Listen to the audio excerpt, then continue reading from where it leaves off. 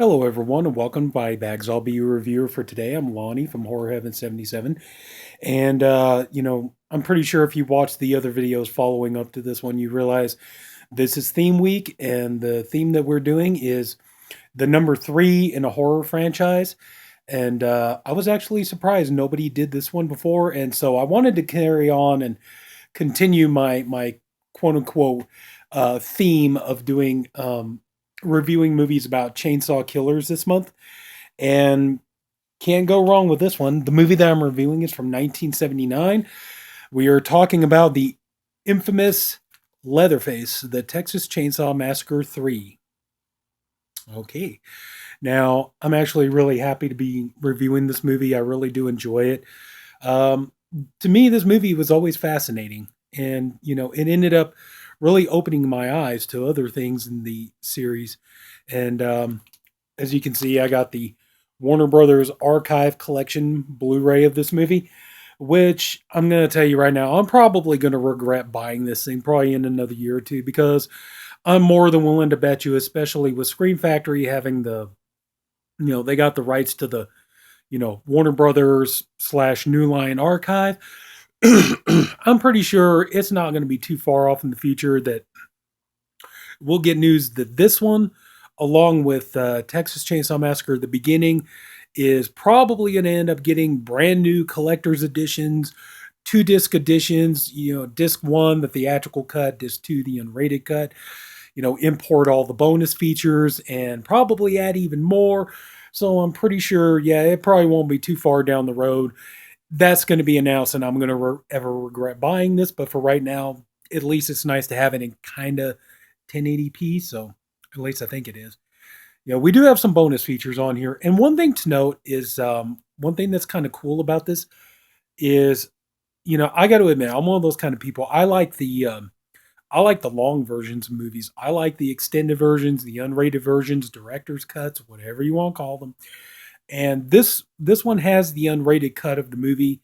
So this one doesn't have the theatrical one. It's very rare that I ever prefer like a theatrical version over an unrated version. I mean, like it's like I kind of wish I had jumped on the Nightbreed set, when they had the nice collector sets of those, because there was some things in the Nightbreed theatrical cut that I enjoyed more than what was in the director's cut. Anyway, I'm getting off track here.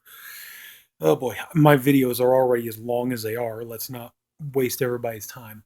But this one does import the bonus features over from the DVD, which I'm happy about. You got filmmaker commentary, the Saw's family, the making of Leatherface documentary. He know what to do with them parts, deleted scenes, alternate ending, theatrical trailers. So at least it's not bare bones Blu-ray, so that's pretty nice. And like I said, I really do actually like this movie. And, I would say it's definitely one of the better ones in the Chainsaw franchise. I mean, that's just my opinion. But when you look at some of the other stuff that's been done, then yeah, this movie, you got a couple of entries in the franchise that really make this movie look like a masterpiece. In this movie, it's got problems. I'm not going to deny that. So let's go ahead and we'll get into the synopsis of the movie. Now, okay, it's been a few years. Okay, this came out in 1989, so I believe it was 1986 or 1987 when Tobe Hooper made the second Texas Chainsaw Massacre, and he decided, you know what, I'm done. That's it. I'm going to finish it off. We all know, if you've seen Texas Chainsaw Massacre 2, the whole point was it was meant to shut down the whole thing. It was meant to end it, and there was not going to be any more after that. But unfortunately, I don't think Tobe Hooper looked what John Carpenter dealt with Halloween, because at the end of the original Halloween 2, obviously that was meant to be, Michael Myers was done, and that was meant to be the end of it, so much so that even in the third movie, they tried to tell a completely different story, and unfortunately that didn't work. But anyway, so Tobe Hooper decided, no, that's it, and I'm done. And sure enough, just about 2-3 years later, here comes New Line. They pick up the rights to the movie, decide that they want to take it over and this is kind of the beginning of New Line trying to, you know, reel in more of the horror franchises. You know, I already believe that they were trying to work on Friday the 13th at this point. They were trying for Freddy versus Jason. And, you know, or maybe it was a little bit like, I don't remember. I'm sorry, my timelines are a little bit messed up. But also, too, they decided they wanted to carry on, you know, the Texas Chainsaw Massacre franchise because they were doing so well with, you know, the Nightmare on Elm Street series. So the one thing I do not get, though, and you'll notice it when you watch this documentary, have you ever watched the documentary on the first Texas Chainsaw Massacre? It's called Texas Chainsaw Massacre: The Shocking Truth, or no, it wasn't that one. Uh, what was what was the name of that one? I'm sorry. Let me just real quick. No, it was Texas Chainsaw Massacre: Shocking Truth. Okay, okay. I was thinking of A Family Portrait. Sorry, wrong one. But anyway, so the one thing I do not understand is like this is a movie that went through hell trying to get, you know, get made, get, you know, distributed, things like that. I mean, but the one thing that they wanted was they originally wanted Peter Jackson to direct the movie. Now, I mean, don't get me wrong, I got nothing against Peter Jackson, but this was during the time, this was like pre Lord of the Rings Peter Jackson. So, you know, you want to get him to direct this movie, and this is when he was doing his splatter movies. You know, this is when he was doing Dead Alive, Meet the Feebles, Brain Dead, Dead Alive, Brain Dead, Bad Taste, you know. So, and that was the thing. So, I mean, it was like they really wanted him to direct this movie, and it's like this movie would end up, you know, if he ended up directing the movie, I'm sure it would have been good, but at the same time, it's like the movie would have been so graphic that there's no way in hell they would have been able to get an R rating. And they ended up having so much trouble with this movie as it is. And unfortunately for poor Jeff Burr, the director of the movie, you know, I mean, my God, he said, you know, maybe he was like number 50 on the list, if not, you know, higher up on the list or whatever, or lower on the list. And, you know, when they got him on to direct, they just gave him so much hell trying to make the movie that even at one point they fired him over a weekend. And when they couldn't get anybody to come in the director's chair of the weekend, they pretty much hired him back on a Monday, and he had to get back in there, do what they wanted, and get the movie out there.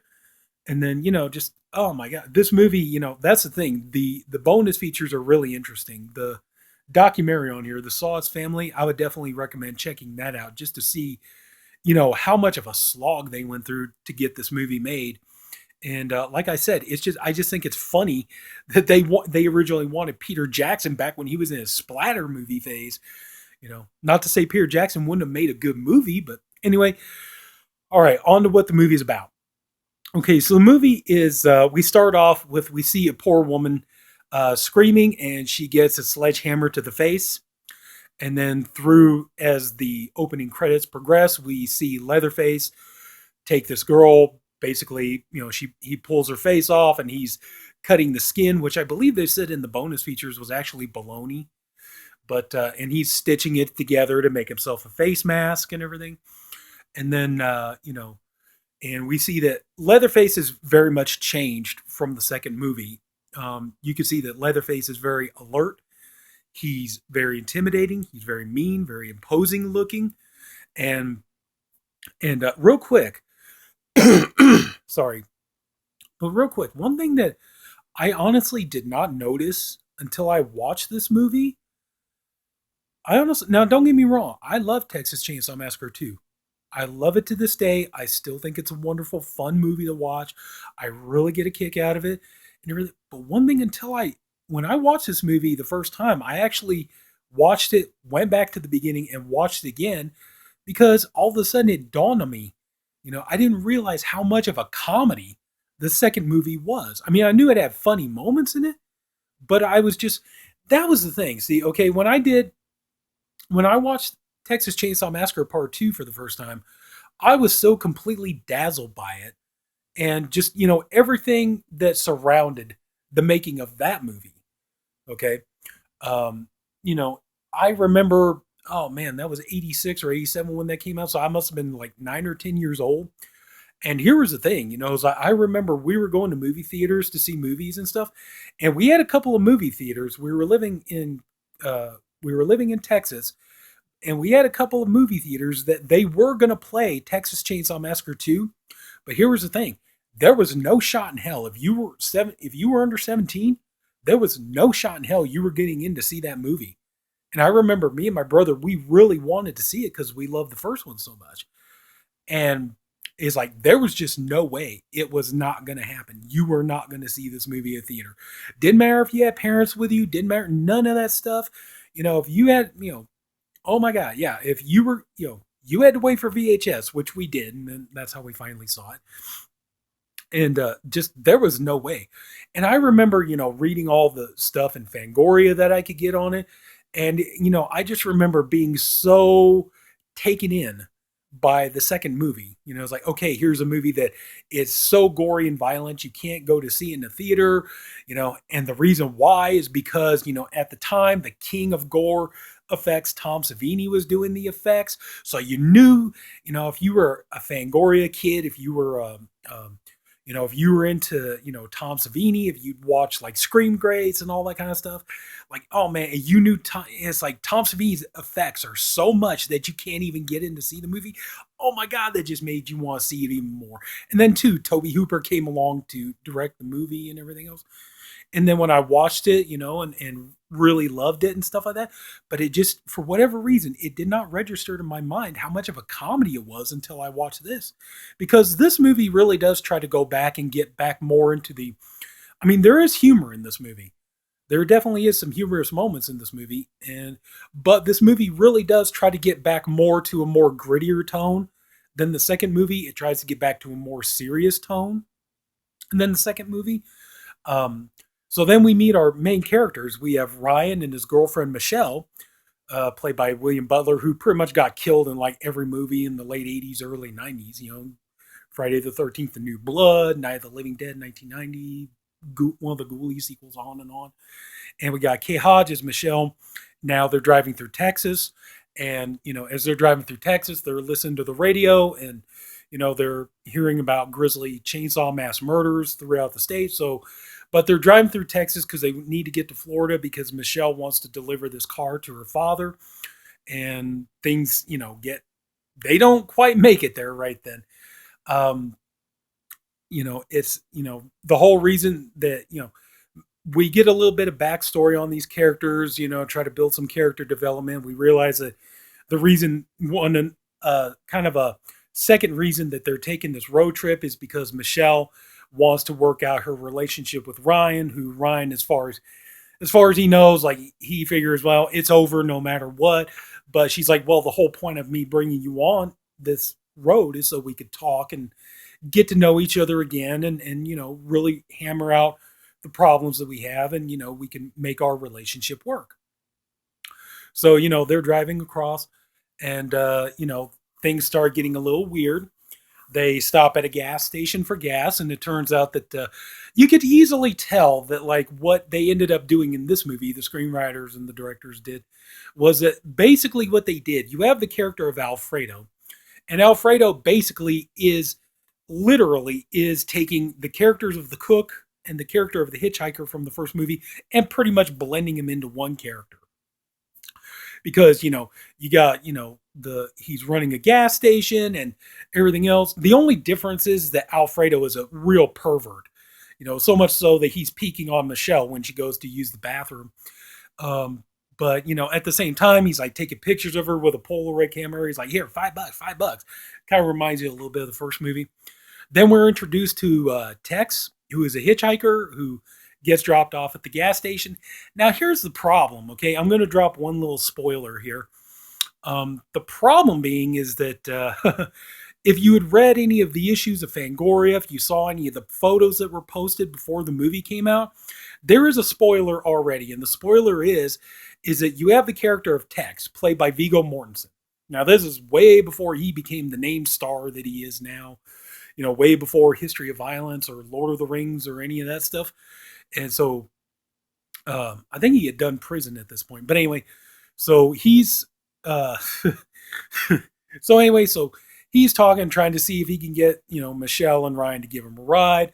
Michelle's like, well, maybe we can discuss it. But Ryan's like flat out, no, I don't want this guy like I'm already having enough problems with my girlfriend as it is. I don't want some other dude moving in on our territory or my territory. And so, but the problem is the thing that got spoiled was that if you saw the issues of Fangoria, or you saw any of the pictures, when you look at the pictures of the Chainsaw family, he's in there. So you already know, in the movie, they're trying to set it up as a surprise that the character of Tex is one of the family members. But here's the problem: if you saw any publicity photos or any of that kind of stuff, kind of like a prequel to like what would end up becoming like social media ruining movies and stuff for you. But that was the thing. If you saw a picture of Leatherface posing with the family, Viggo Mortensen was in the picture, so you already knew. So it kind of ruins the surprise that he turns out to be one of the Chainsaw family members. But anyway, so Tex and Alfredo, they get into an altercation because he catches Alfredo peeping on Michelle while she's trying to use the bathroom. And so they kind of do this fake deal where it looks like Tex is basically trying to be, Michelle and Ryan's knight in shining armor, but Alfredo guns him down. So that, but before all this happens, you know, um, Ryan and Tex, they're looking at a map, and Ryan's like, no, we should just take the straight shot. And Tex is told, well, yeah, but if you see this road here, it's a shortcut. If you take this road here, it's a hell of a lot quicker, save you hours on your time and all this other kind of stuff. And so Ryan does, when they're trying to get away from Alfredo because they're scared of him and stuff, Ryan tells Michelle, take the Cowboys route, take the shortcut. Then we're introduced to, this big, huge truck. Of course, it's supposed to be Texas, even though the movie is filmed in, L.A., Hollywood. But, so this, you got this huge, big old truck where on the hood of the truck, it's decorated with human skin and everything. So they go and, they're chasing down Ryan and Michelle, and, they throw a dead dog at their windshield. And so they're stopping. There's a really great intense moment because they're trying to their tire gets blown out. They're trying to change the tire, and he's not getting the lug nuts on as tight as they need to be and everything. And you keep hearing this creaking, and you see this leg, and this leg's getting closer and closer. And Ryan's like, it's going to have to do. Let's hit it. And then we see Leatherface appear. And R.A. Mihailoff, he does a great job as Leatherface. I mean, let's face it, nobody's going to beat Gunner, but R.A. Mihailoff does do a fantastic job. So, so they're trying, of course, you're doing the classic horror movie cliche.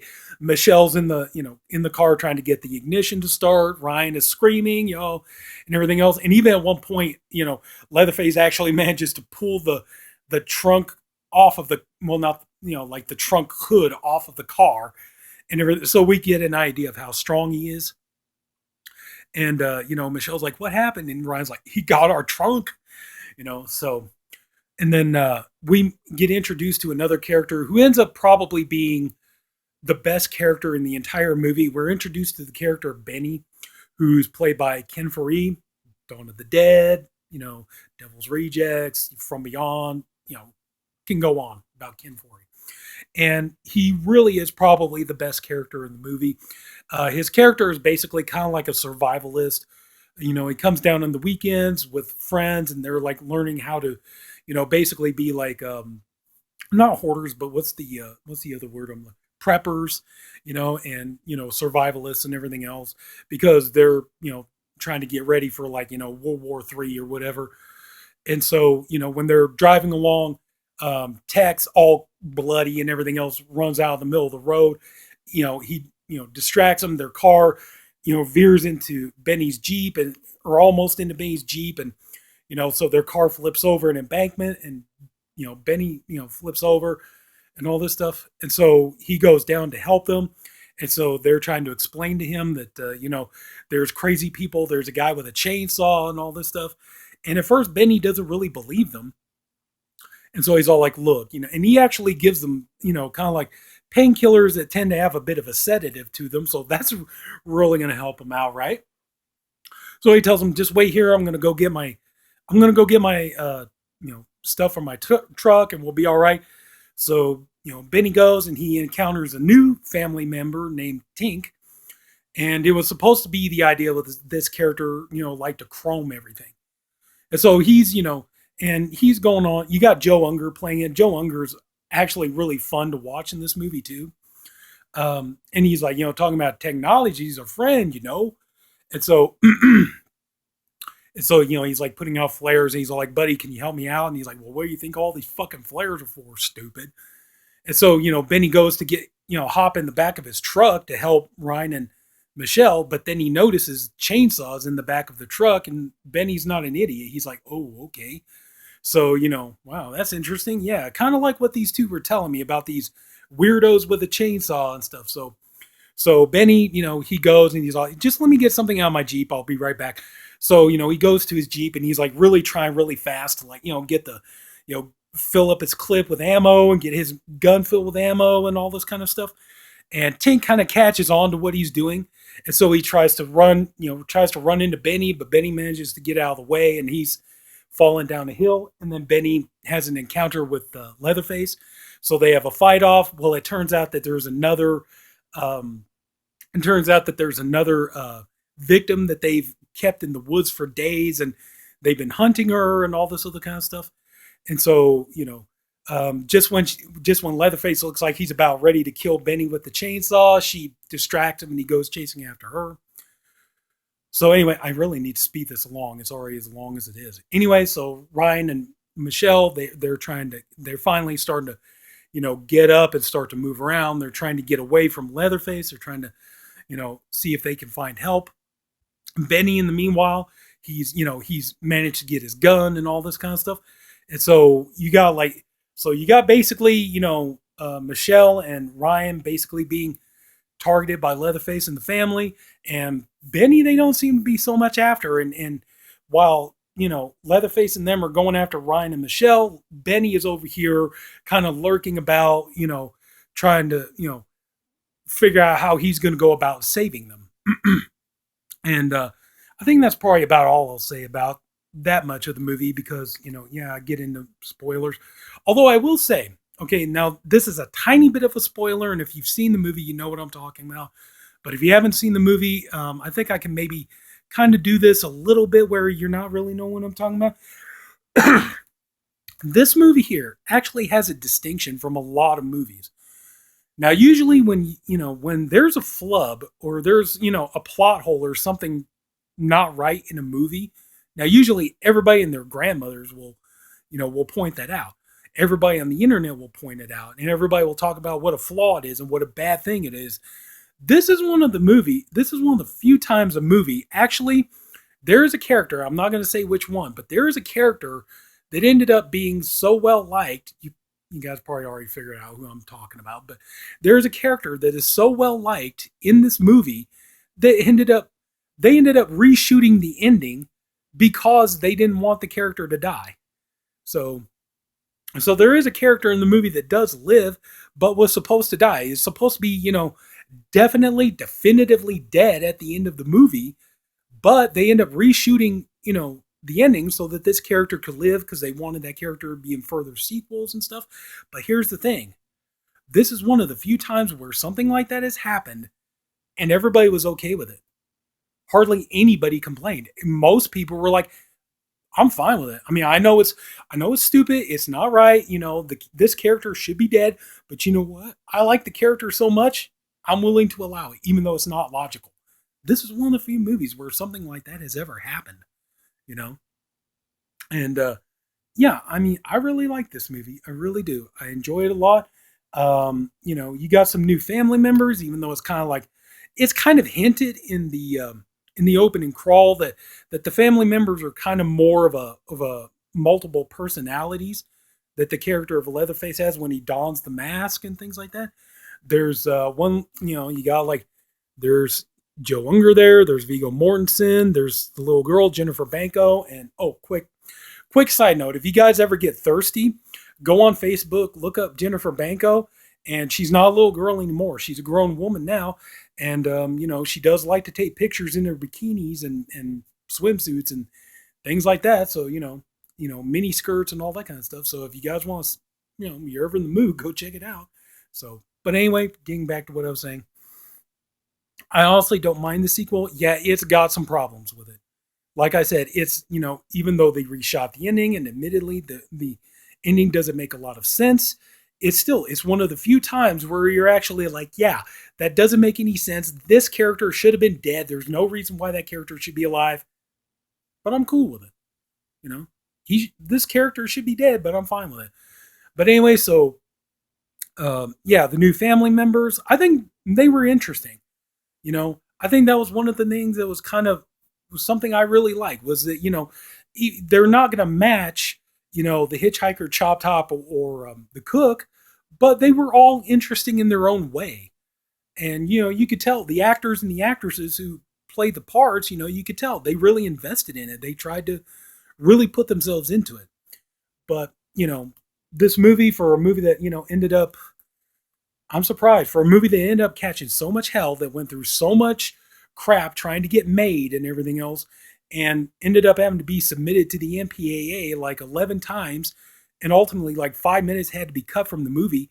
And even at the end, when the movie was getting ready to go out in theaters, director Jeff Burr, in the Shocking Truth documentary, say he wanted his name off the movie, but they couldn't do it by then.